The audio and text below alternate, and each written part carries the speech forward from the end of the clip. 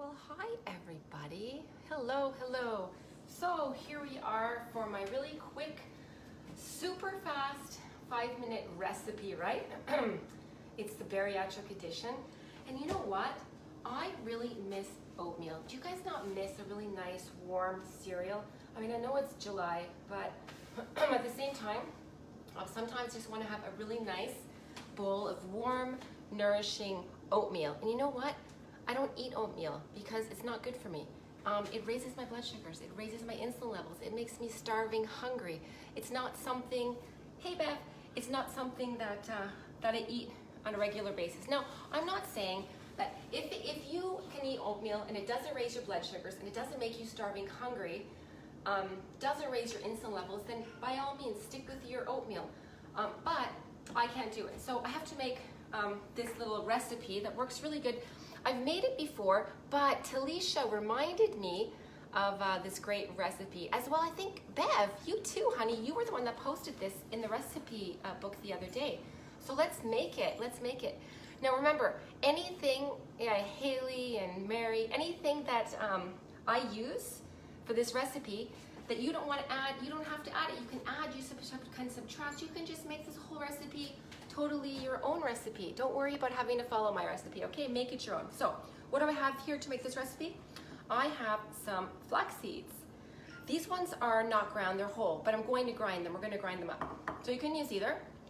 I'm going to use a little bit of almond flour. So I'm going to post a recipe afterwards as well. So we have 1 tablespoon of flaxseed, 1 tablespoon of almond flour.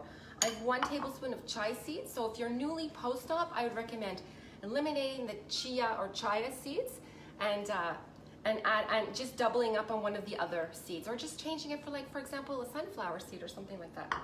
I have here a little bit of unsweetened ground up coconut, ground coconut unsweetened. Cinnamon and stevia for sweetness. You can add a little bit of vanilla if you like. Also a little tiny touch of coconut oil, and I have a cup of milk. Now, to make it dairy free, just switch it out and use almond milk or coconut milk, right? How easy can that be? So I'm going to do this recipe in a grinder, but you know what? You can just use a regular blender. You don't need to do this in a grinder. I just happen to always do this when it comes to nuts and seeds and things like that. I just always like to use my my grinder. Haley, hi Haley. Sarah, nice to see you. Sarah, if you're going to make this recipe, make it with skip the chia seeds and just double up one of the other seeds. So in my grinder, put it right here. Can you guys see it? Yeah, sure you can. In my grinder, hey Irene, watch this, no oatmeal. I'm going to add flaxseed, right? Next up, I'm going to add 1 tablespoon of flaxseed, 1 tablespoon of almond flour. I'm going to add 1 tablespoon of chia or chia seeds, however you say it. A little bit of coconut, ground coconut, unsweetened. Next up, I'm going to use, oh, my dog's going to start barking and making lots of noise because my son just walked in. Hey, Sebas, welcome home. Next up, I'm going to put a little touch of cinnamon. I'm going to put it straight here in the grinder so it grinds the whole mess up together. Hey, Jennifer. Hey, Andrea. Hey, Cindy. We're making no oatmeal.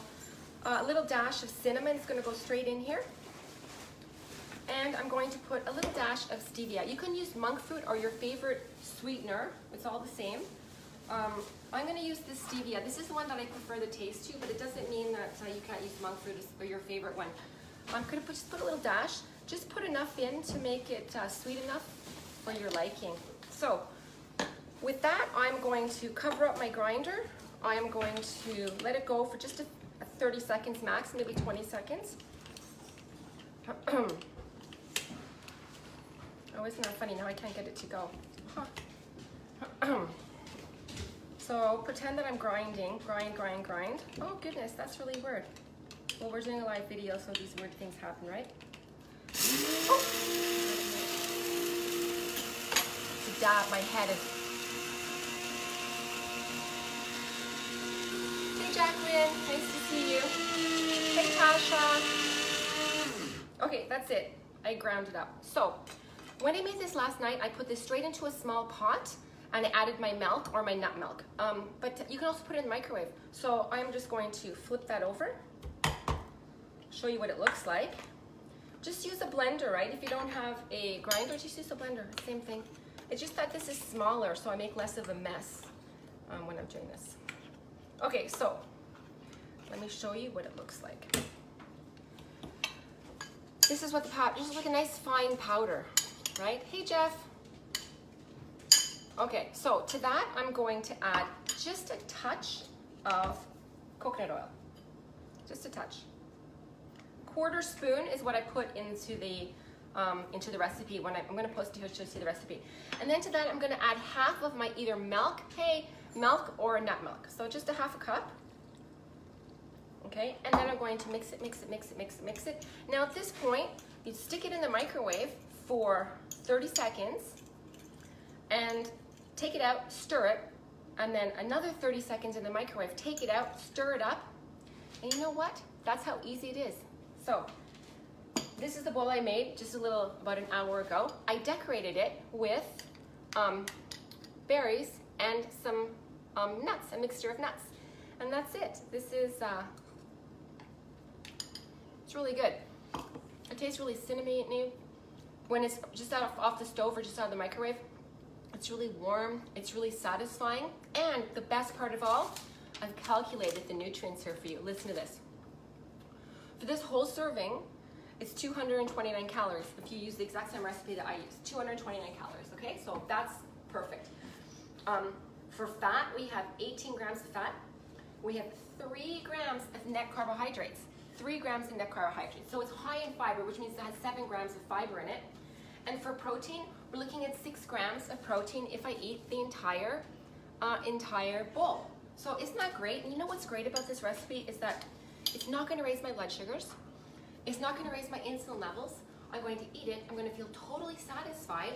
And you know what? You can stick, if you can't eat all of it, if you're newly post-op, if you can't eat all of this, you just eat half, cover it up, stick it in the fridge, and then you can reheat it later on the day or the next day. Bam.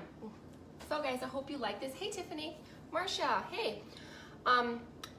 Yeah, so I'll post the recipe here for you. Thanks for watching, and yeah, give this stuff a try. It's really a nice, warm, delicious recipe that's super, super nutritious. That's it for today, guys. Thanks for coming into my kitchen, and I'll see you next week with another recipe. Bye, guys.